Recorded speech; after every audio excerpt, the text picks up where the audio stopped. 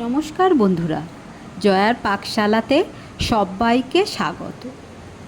আজকে ইলিশ বিরিয়ানি করে দেখাবো। Chicken biryani, mutton biryani, egg biryani বা ভেজ বিরিয়ানি আমরা খেয়ে থাকি। এইভাবে ইলিশ বিরিয়ানি, এখন ইলিশের সিজন, অপূর্ব খেতে লাগে। রেসিপিটি পুরো দেখার অনুরোধ রইল। আসুন দেখে নেওয়া যাক আমি কিভাবে এটি বানাচ্ছি। এর জন্য আমি এখানে 600 গ্রাম চাল নিয়েছি। এটা নাফিস চাল। খুব ভালো করে ধুয়ে জল ঝাড়িয়ে এই জল দিয়ে আমি এটা 1 ঘন্টা ভিজিয়ে রেখে দেব। এইভাবে ধুয়ে নিচ্ছি। নিয়ে আমি এটা 1 ঘন্টা ভিজিয়ে রেখে দিয়ে দেব। এই সময় আমি মাছটা দেখিয়ে দিচ্ছি। মাছটা ভেজে নিতে হবে। আমি এখানে আমরা 4 জনের জন্য 4 পিস মাছ নিয়েছি আর 5 পিস আলু নিয়েছি। আপনারা আলুটা দিতেও পারেন, নাও দিতে পারেন, তবে বিরিয়ানিতে আলুটা খেতে ভালো লাগে। এখানে উষম গরম জল নিয়ে নিচ্ছি। এর মধ্যে 1 পিঞ্চ কেশর দিয়ে দিলাম, আরও 1 পিঞ্চ দিলাম।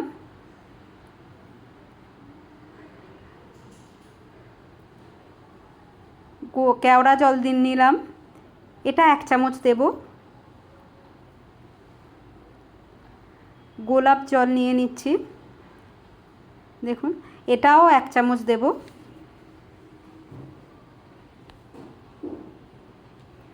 আর মিঠা আতর, এটা 2 ড্রপ দিয়ে দিব। ওটা আমি রেখে দিলাম। কড়াইতে সাদা তেল দিয়েছি, দিয়ে আমি পেঁয়াজটা ভেজে বেরেস্তা করে নেব।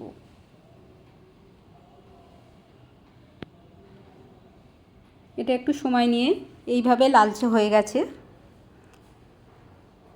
2 মিনিট 3 মিনিট সময় লাগে। পেঁয়াজগুলো তুলে নিলাম। পেঁয়াজগুলো সমস্ত আমি তুলে নিয়ে নিচ্ছি। আমি ওই তেলটা তুলে রেখেছি, পরে বিরিয়ানিটা একটু ব্যবহার করব। আমি আবারও তেল দিলাম। এইটা আমি সর্ষের তেল দিয়ে মাছটা ভাজবো, কিন্তু বিরিয়ানিটা করব আমি রিফাইন অয়েল দিয়ে। মাছটা ভাজার জন্য সর্ষের তেল দিয়ে দিয়েছি। মাছগুলো ভালো করে নুন হলুদ মাখিয়ে আমি এর মধ্যে দিয়ে দিলাম।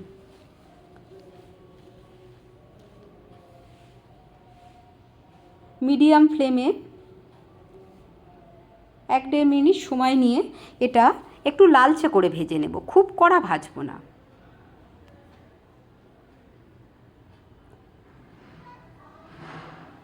মাছগুলো সমস্ত তুলে আমি তেলটা তুলে নিয়ে নিলাম। এদিকে ভাত বসিয়ে দিলাম। ভাতের জন্য জল দিয়ে জলটা একটু গরম হতে দিলাম। গরম মশলা দিলাম, দারচিনি, এলাচ, লবঙ্গ দিয়ে দিলাম, আর একটু বেশি করে নুন দিয়ে দিলাম। জলটা এমন নুনটা দিতে হবে জলটা যেন নোনতা হয়ে যায়, তাহলে ভাতের মধ্যে নুনটা খুব ভালো করে যাবে। চালটা এবারে দিয়ে দিলাম। ধুয়ে রাখা চালটা আমি 1 ঘন্টা এর আগে ভিজিয়ে রেখেছি। এর মধ্যে ভিনিগার দিয়ে দিলাম 1 চামচ, আর সাদা তেল 1 চামচ দিয়েছি। দিয়ে ওটা হতে দিলাম। এদিকে কড়াই বসিয়ে নিয়ে তার মধ্যে রিফাইন অয়েল দিলাম, দিয়ে আমি আলুটা ভেজে নিয়ে নেব। বিরিয়ানির আলু আমি এর আগে আলুটা কিন্তু একটু সিদ্ধ করে নিয়েছি। এদিকে ভাতটা খুব ভালো করে ফুটে গেছে। আমি আলুটা এখানে 50% সিদ্ধ করে নিয়েছিলাম। তারপরে এইভাবে আমি ভেজে নিয়ে নিচ্ছি, যাতে আমার 80% আলুটা সিদ্ধ হয়ে যায়। তারপরে বিরিয়ানির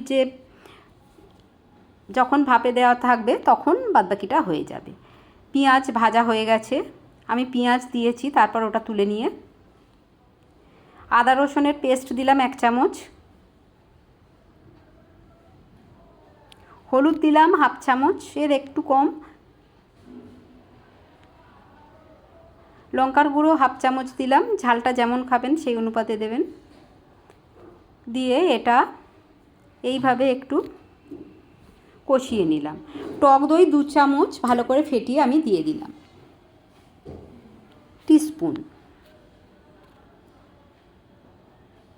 খুব ভালো করে এটা একদম লো ফ্লেমে দিতে হবে, তা নাহলে টক দইটা ফেটে যায়। এইভাবে কষিয়ে নেব যতক্ষণ না মশলা থেকে তেলটা ছেড়ে আসছে।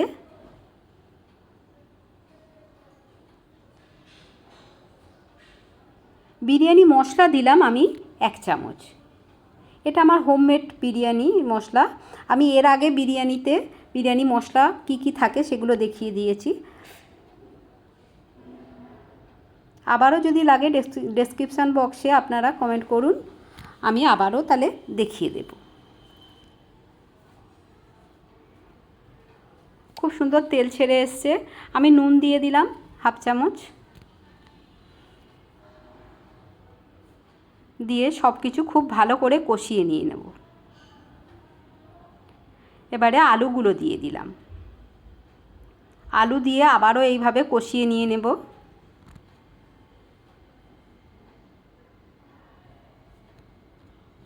আলুটা আমাদের ভালোভাবে সিদ্ধ করাই আছে। অল্প একটু জল দিলাম। জল দিয়ে এইভাবে একটু 1-1.5 মিনিট ধরে একটু কষিয়ে নেব।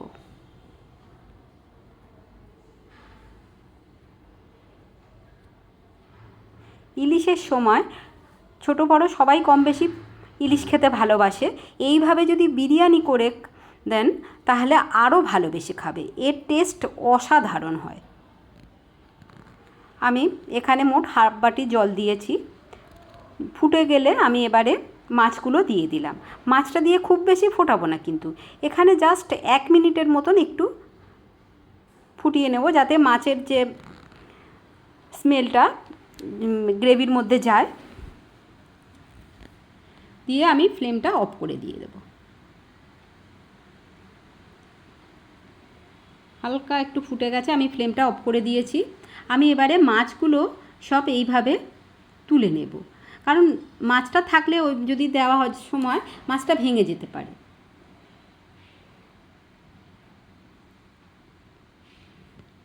মাছগুলো সব তুলে নিয়েছি।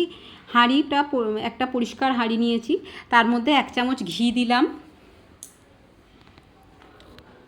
আর পেঁয়াজ ভেজে রেখেছিলাম, ভেজেছিলাম যেটাতে, যে তেলটা আমি তুলে রেখেছিলাম সেই তেলটা অল্প একটু দিলাম। এই তেলটা পরে বিরিয়ানিতে ব্যবহার করলে অসম্ভব সুন্দর একটা টেস্ট হয়। গ্রেভি থেকে আমি 2-3 চামচ দিলাম। অল্প অল্প করে হাফ চামচ করে দিয়েছি, ওই জন্য 2 চামচই দিয়েছি। এবারে ভাত দিয়ে দিলাম। ভাতটা কিন্তু সবসময় 70% কুক করতে হবে। পুরো কুক করলে গলে যাবে, তখন খেতে আর ভালো লাগবে না। একটা লেয়ার দিয়ে তার উপরে আমি বিরিয়ানি মশলা অল্প করে ছড়িয়ে দিলাম। এখানে বিরিয়ানি মশলা কিন্তু অল্প করে ছড়িয়ে দিতে হবে, অন্যান্য বিরিয়ানির মতন বেশি না। ইলিশ মাছের যে স্মেলটা সেটা যেন অটুট থাকে, তবেই ভালো লাগে। এখানে আলুর সঙ্গে অল্প একটু গ্রেভি সেইভাবে দিয়ে দিলাম। আমি সেকেন্ড লেয়ারে কোনো ইলিশ মাছটা দিচ্ছি না, কারণ তোলার সময় সেটা ভেঙে যেতে পারে। এবারে আমি যেটা করে রেখেছিলাম গোলাপ জল, কেওড়া জল, মিঠা আতর আর জাফরান, সেই জলটা একটু ছড়িয়ে দিয়ে দিলাম। বেরেস্তা দিয়ে দিলাম ছড়িয়ে। এবারে আমি ভাতটা দিয়ে দিচ্ছি। সুন্দরভাবে লেয়ার করে ভাতটা দিয়ে দিতে হবে।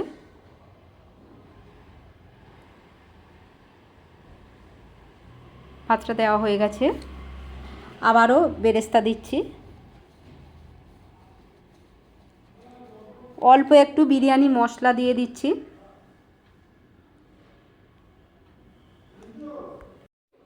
অল্প একটু গ্রেভি দিয়ে দিলাম। আর যে আলুটা ছিল, আগেই আমি 4 পিস দিয়েছি, পরে 2 পিস আলু আর বাদবাকি যে গ্রেভিটা আছে সেটা দিয়ে দিলাম। সামান্য একটু নুন ছড়িয়ে দিলাম, দিলে ভালো লাগে, হয়তো হালকা একটু নুন কম হয়। এবারে আমি একটু বেরেস্তা ভাজার তেলটা দিলাম, আর যে কেওড়া জল গোলাপ জলের যে মিশ্রণটা করা আছে সেটা দিয়ে দিলাম। এবারে আমি মাছ দিয়ে দিলাম এর মধ্যে।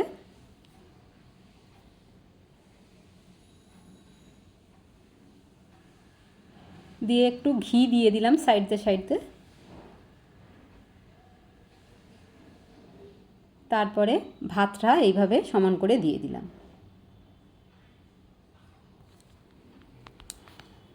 সমস্ত ভাতটা এইভাবে দিয়ে দিতে হবে। আর যে বাকি ভাতটা আছে আমি সমস্তটা দিয়ে দিচ্ছি। এবারে সামান্য একটুখানি গ্রেভি ছিল, ওপর থেকে দিয়ে দিয়েছি। বেরেস্তা দিয়ে দিলাম,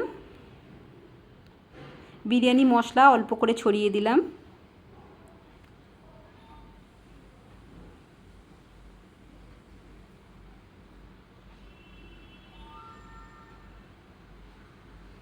আর যে গোলাপ জল কেওড়া জলের যে মিশ্রণটা ছিল সেইটা বাদবাকি সবটাই দিয়ে দিলাম। ঘি দিয়ে দিলাম এখানে 1.5 চামচ। আর বেরেস্তা করে যে তেলটা রেখেছিলাম সেই তেলটা দিয়ে দিলাম অল্প একটু। আমার সব কিছু দেওয়া হয়ে গেছে। আমি একটু আটা এইভাবে হাঁড়ির চারিদিকে লাগিয়ে নিয়ে নিচ্ছি। এর উপরে ঢাকাটা দিলে এর ভেতর থেকে ভিতরের কোনো বাতাস বাইরে বেরোবে না, খুব সুন্দর স্টিমে এটা হবে। আমি গ্যাসেতে একটা চাটু বসিয়ে নিলাম, এবারে হাঁড়িটা বসিয়ে দিয়ে দিলাম। এইভাবে আমি 5 মিনিট হাই ফ্লেমে আর একদম লো ফ্লেমে 10 মিনিট করব। তারপরে 10 মিনিট স্ট্যান্ডিং টাইমে রেখে এটা খুলে নিচ্ছি। দেখুন কত সুন্দর দেখতে লাগছে, আর স্মেল অপূর্ব স্মেল বেরোচ্ছে। আমি একটা প্লেটের মধ্যে এটা সার্ভ করে নিচ্ছি। দেখুন কত সুন্দর ঝরঝরে হয়েছে, একটা ভাতের সঙ্গে আরেকটা ভাত লাগছে না। রেসিপিটি ভালো লাগলে লাইক, শেয়ার, কমেন্ট এবং সাবস্ক্রাইব করতে ভুলবেন না। পাশে থাকা বেল আইকনটি প্রেস করে দেবেন। আমার নেক্সট ভিডিও নোটিফিকেশান সবার আগে আপনার কাছে পৌঁছে যাবে। আমি একটা প্লেটের মধ্যে এটা সার্ভ করে নিয়েছি। কেমন লাগলো অবশ্যই কমেন্ট বক্সে জানাবেন। আপনাদের কমেন্টের অপেক্ষায় রইলাম।